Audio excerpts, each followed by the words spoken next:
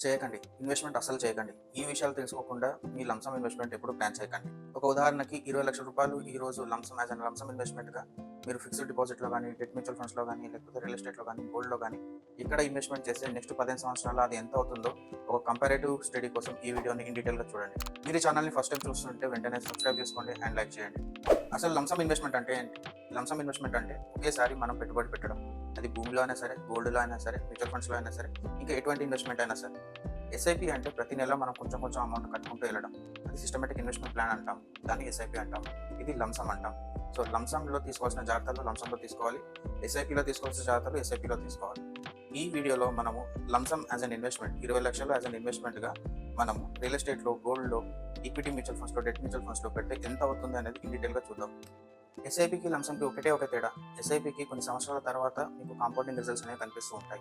కాకపోతే లంసమ్‌లో డే 1 నుంచి అంటే మీరు ఇన్వెస్ట్ చేసిన ఫస్ట్ డే నుంచి మీకు కాంపౌండింగ్ ఎఫెక్ట్ అనేది కనిపిస్తూ ఉంటుంది. భారతదేశంలో ఎక్కువగా పెట్టుబడి పెట్టే ఆస్తులు ఇవే అన్నమాట. ఫస్ట్ అది ఫిక్స్డ్ డిపాజిట్, సెకండ్ అది గోల్డ్, థర్డ్‌ది వచ్చేసి రియల్ ఎస్టేట్ అండ్ ఫోర్త్ వచ్చేసి ఈక్విటీస్. ఈక్విటీస్ అంటే అది మ్యూచువల్ ఫండ్స్ అయినా సరే, డైరెక్ట్ స్టాక్ మార్కెట్ ఇన్వెస్టింగ్ అయినా సరే. ఇప్పుడు 20,00,000 మన ఫిక్స్డ్ డిపాజిట్‌లో నెక్స్ట్ 15 ఇయర్స్ వరకు, నెక్స్ట్ 15 సంవత్సరాలు పెట్టుబడి పెడితే ఎంత అవుతుందనేది ఒక లెక్క చూద్దాం.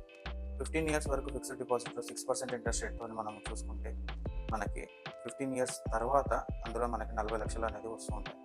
ఫిక్స్డ్ డిపాజిట్‌లో మనం 6.5% మనం ఇంట్రెస్ట్ రేట్ అనుకున్నా సరే, నెక్స్ట్ 15 ఇయర్స్‌కి మనం పెట్టుబడి పెట్టి 20,00,000 కాస్త 50-52,00,000 అయ్యే అవకాశం ఉంది. అదే డెట్ మ్యూచువల్ ఫండ్స్‌లో చూసుకుంటే ఒక 1% అడిషనల్ రిటర్న్స్ వచ్చే ఛాన్సెస్ ఉంది. అక్కడ మీకు 60,00,000 మీద వచ్చే అవకాశం అయితే ఖచ్చితంగా ఉంది.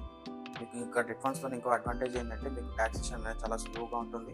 అండ్ ఫిక్స్డ్ డిపాజిట్ లాగా మీకు మీ ట్యాక్స్ ల్యాబ్ ప్రకారం మీకు ట్యాక్స్ పడకుండా మీరు ఎప్పుడైతే విత్డ్రాల్ చేస్తారో అప్పుడు మాత్రమే ట్యాక్స్ పడుతుంది. అది మీకు డెట్ ఫండ్ కంటే ఫిక్స్డ్ డిపాజిట్ కంటే డెట్ ఫండ్లో ఉండే అడ్వాంటేజ్ అనమాట.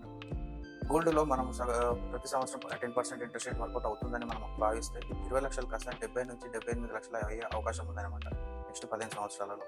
అదే ఈక్విటీ మ్యూచువల్ ఫండ్స్‌లో మనము హిస్టరీ డేటా చూసుకుంటే 12% వర్కౌట్ అయినా సరే 20,00,000 కాస్త మీకు 78-80,00,000 అయ్యే అవకాశం ఉంది.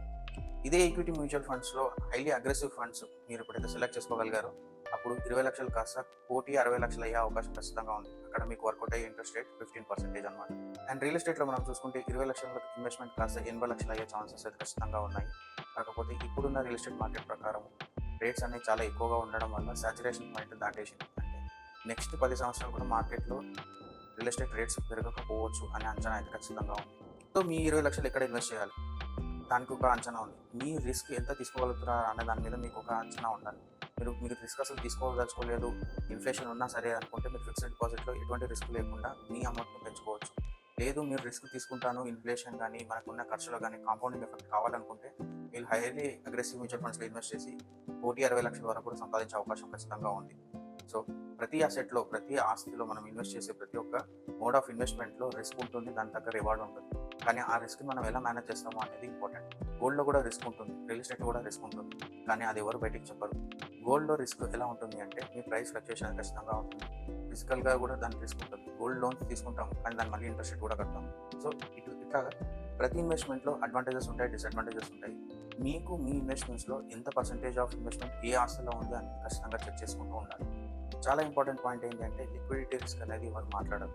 రియల్ ఎస్టేట్‌లో మీకు ₹1,00,00,000 ఆస్తి ఉన్నా సరే మనకి దాన్ని క్యాష్ చేసుకోవాలంటే అట్లీస్ట్ 3-6 నెలల వరకు వేచి చూడాల్సి ఉంటుంది. అండ్ గోల్డ్‌లో కూడా మీకు దాని నుంచి గోల్డ్ ఇన్వెస్ట్‌మెంట్ నుంచి కూడా మీరు అమౌంట్ తీసుకోవాలంటే మీరు లోన్‌లో అయినా అమౌంట్ తీసుకోవాలి. లేకపోతే దాన్ని ఖచ్చితంగా అమ్మేసైనా దాని నుంచి క్యాష్ తీసుకోవాలి. కానీ ఈక్విటీ మ్యూచువల్ ఫండ్స్‌లో మీకున్న అడ్వాంటేజ్ మీకు ₹1,00,00,000 అట్లీస్ట్ 10,00,000 కావాలనుకుంటే వితిన్ 2 డేస్ మీ అకౌంట్‌లోకి అమౌంట్ అనేది వస్తూ ఉంటుంది. సో లిక్విడిటీ అనేది చాలా ఇంపార్టెంట్. అండ్ మ్యూచువల్ ఫండ్స్‌లో ఆ లిక్విడిటీ అడ్వాంటేజ్ అనేది ఎప్పుడూ ఉంటుంది. సో మీ 20,00,000 మీరు ఎక్కడ ఇన్వెస్ట్ చేద్దాం అనుకుంటున్నారు? కామెంట్ సెక్షన్‌లో మెన్షన్ చేయండి. అండ్ ఎటువంటి క్వైరీస్ ఉన్నా డిస్ప్లే అవుతున్న నెంబర్‌కి కాల్ చేసి మీ అపాయింట్మెంట్‌ని బుక్ చేసుకోండి.